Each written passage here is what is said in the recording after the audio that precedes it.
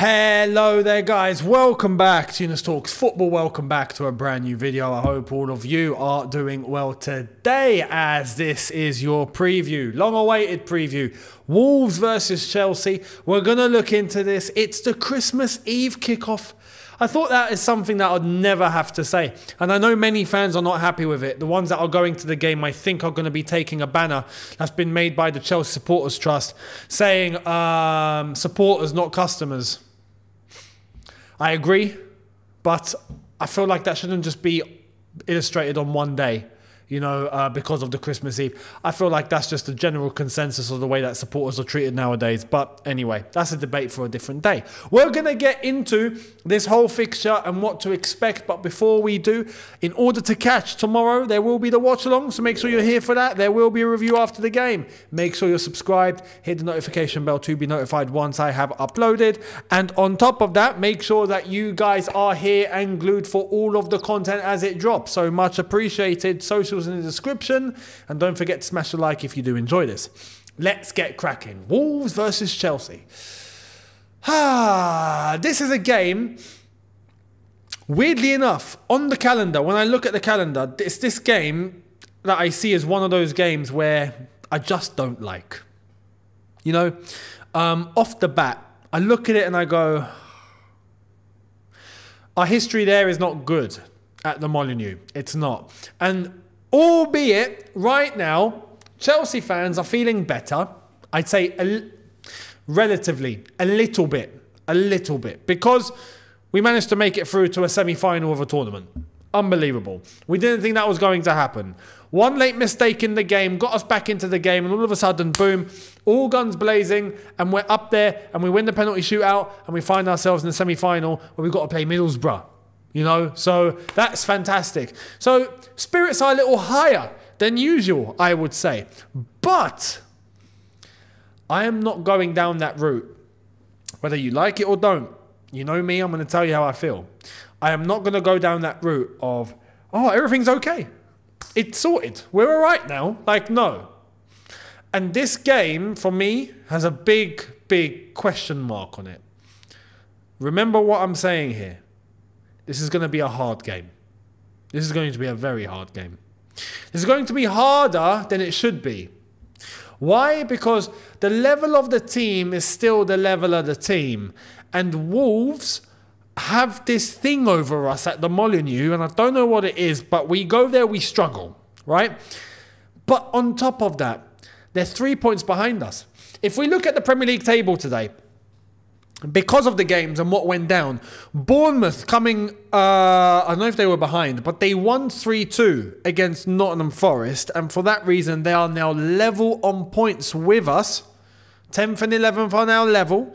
Fulham lost, so they didn't go above us, thanks to Burnley for that one. And Wolves in 14th have a chance to catch up to us on 22 points. They are sitting with 19 points at the moment. So there's incentive for them. On top of that, their team news is actually quite good.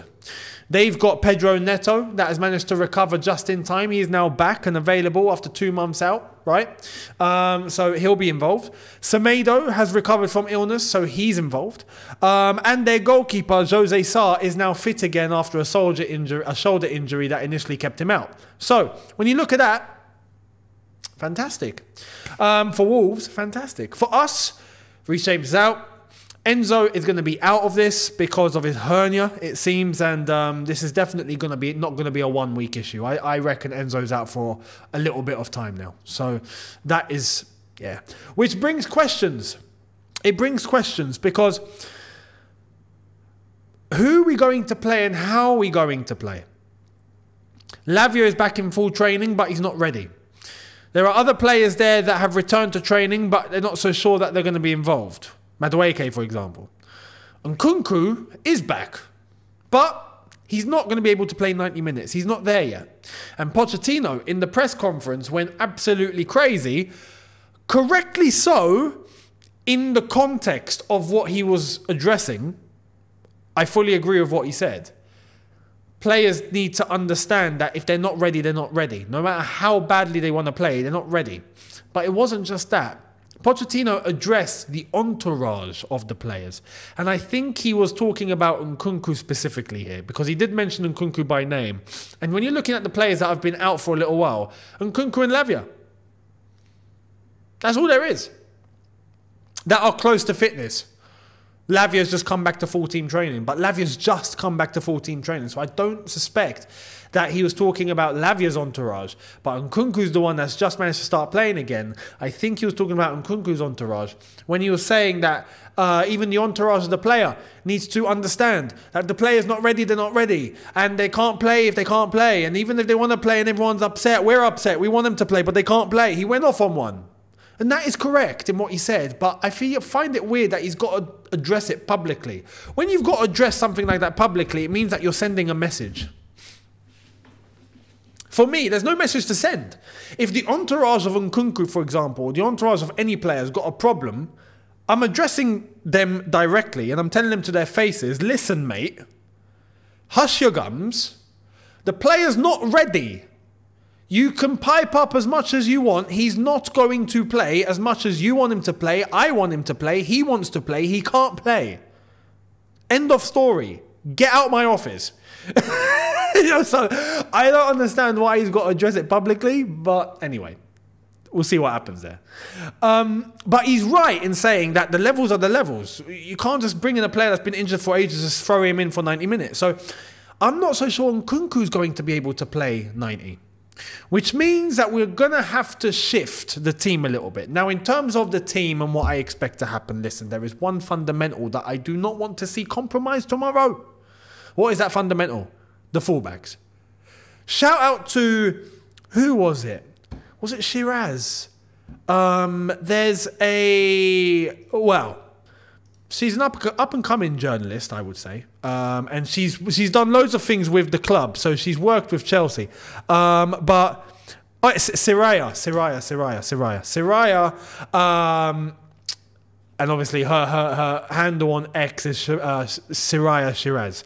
But Siraya asked Pochettino straight, and fair play to her for this, why would you go with 4 central defenders when you've got Gusto and Maatsen? And when they came on, you could see the impact they made. So why are we not doing that instead? I'm like, oh, and even Pochettino turned and went, good question. I'm surprised that a question like that is now deemed such a good question, because she's asking something logical and all the other journalists don't want to ask that sort of question because they don't know. It doesn't make sense. Yeah? I find it baffling. So Gusto and Maatsen have to play. It's a non-negotiable. Against Newcastle, if there was one positive that I can stress from that game that was a positive, it was the impact of those two players when they came on into their positions, and you could see that they offered Chelsea something else. Of course they were going to. They're fullbacks. They're not central defenders. Colwell and Disasi are centre-backs. They're not going to be able to play as fullbacks to the level that a fullback needs to play. It's not going to happen. So I want to see Gusto and I want to see Maatsen. Obviously, because we've still got absentees in terms of the fullbacks. Chilwell, Cucurella, Reece James, they're all out. Gusto, right back, Maatsen, left back. End of story. End of story. So I want to see that. Now, in terms of Enzo being out, I'm going to show you the starting 11 that I would go with, but I've not made a change on purpose because I'm going to try and explain this to you. So, without further ado, let's get into it. Right, this is the team that I wanted to play against Newcastle. And just as evidence, who have I got at right back and who have I got at left back? Yeah? So, there's that. Now, Enzo is not going to be able to play. So, if Enzo's not going to be able to play, I would say that I reckon what's going to happen is Gallagher would have to move into the double pivot. I'm trying to think of an on-the-spot solution here, and I don't think I'm going to get one. So I'm going to change Enzo to Gallagher. So there's that.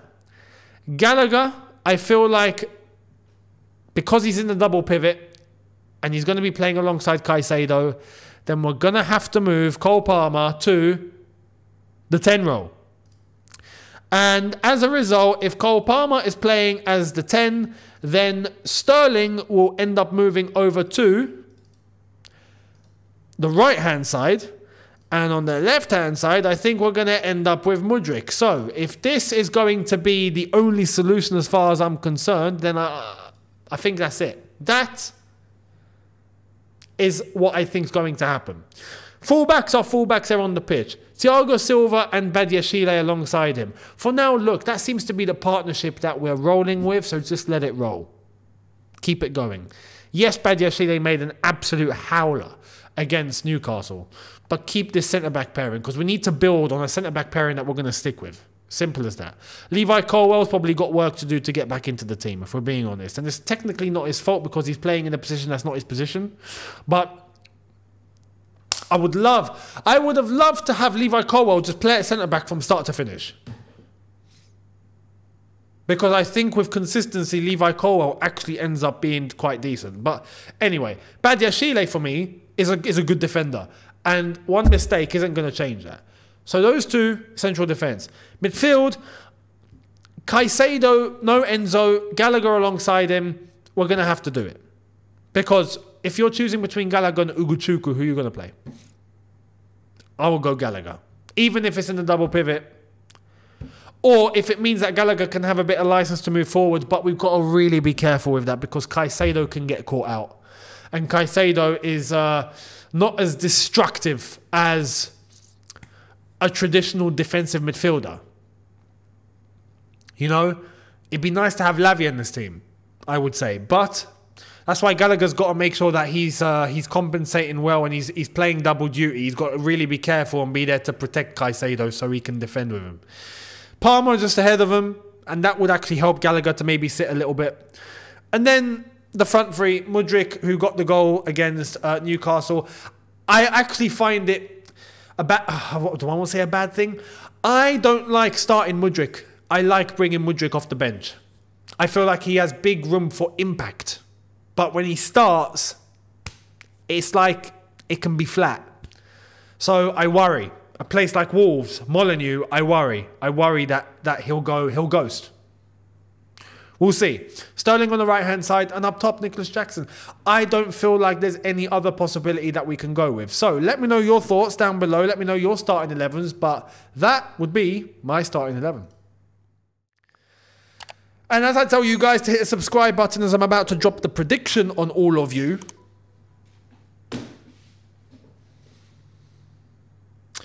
Call me pessimistic all you want. Because I know there's going to be some. And you know what? On this occasion, I'll give it to you. Yeah? Because I know off the back of a win, it's normally, you know, yo, we're feeling good. We're going to win. And we should. I'm just not so sure. And I'll be honest. If my gut feeling would say, no, we'll go there and win. You know, like how the Sheffield United game, it's like, come on. Like, we got to win. You know? And even I wasn't feeling confident. But this game here, it's not about not feeling confident. Realistically, if Chelsea show up, we take 3 points. But it's just I reckon that our headspace might be a bit too. Do I want to say ultra confident? Oh, we beat Newcastle in the cup. Oh yeah, Wolves not a problem. I genuinely, that's not the right way to go. Wolves can cause damage at the Molineux. And it's not a nice place for us. And because it's a bogey ground for us, I just feel like we're not going to get a result. So I'm going to say 1-1. But I'm going to say don't be surprised if we leave with nothing. And we'll see what happens. I sincerely hope Chelsea go out and win. Realistically, we should. And look, it's a dangerous situation. We have to win. But I've had enough of saying must-wins and whatnot because every game is a must-win, let's be honest. We are 10th with Bournemouth that have caught up to us. Fulham are 1 point behind and they've played one more game. They just keep losing, so they're not going to really... realistically, they should be above us, but they're not. Brentford still have a game to play. They can catch up to us if they win their game. Wolves are playing us. If they win against us tomorrow, they catch up to us. We could end up basically with 4 teams all on 22 points between 10th and 14th or 10th and 13th. Realistically, we could. So this is where we have to be careful because it takes one more slip up and we will find ourselves back in 13th or 14th. And I can't stress enough how bad that is. It's inexcusable. So Let's see what happens. Let me know your thoughts, your predictions in the comment section below. Much appreciated. And I will see all of you tomorrow for the watch along, as well as the preview. Not the preview, the review. This is the preview. The review after the game is all said and done. So make sure you guys are here for that. Much appreciated. And I will catch all of you then. Thank you all so much for watching, people. See you guys tomorrow. Have a good one. Take care and peace.